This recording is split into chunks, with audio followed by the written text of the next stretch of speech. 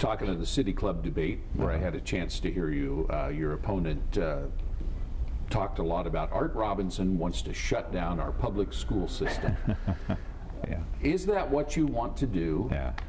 What is your stance on public education? What I want to do as a congressman, if I'm elected, is simple. When I went to school in the United States, we had great locally controlled public schools. Those schools prepared me for Caltech and a career in science. They were wonderful. I owe my life, really, to the start I got there. They were locally controlled public schools. Now we have a change. Our schools are no longer locally controlled. They're controlled by central government. When they were locally controlled, they were the best in the world.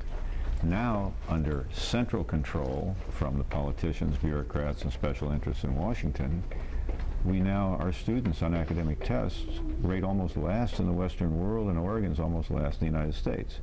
I think it's a simple thing. We need to take big government off the backs of our schools and return them to local control. I think if we do, the quality will come right back automatically. Because we got good teachers, we've got students, we've got money, we've got buildings, we've got everything we need. But we've also got this big government thing on the back of these schools preventing them from doing their job. So just as Ronald Reagan said, I believe we should close the Department of Education in Washington, get the government out of this business, and let the local people run their schools, and I think they'll be great again. And that also happens to be the constitutional position, because the 9th Amendment of the Constitution reserves to us all the powers not delegated to the federal government, and education wasn't one that was delegated. So our schools work great under local control, and not working under federal control.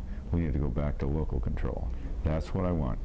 And certainly, it would be insanity for anyone to suggest that the public schools can't continue. They're not only our schools, they're our sports, our social fabric, they're part of our nation. I don't think we have to make any changes except just lift the government off their backs, and I think they'll get better.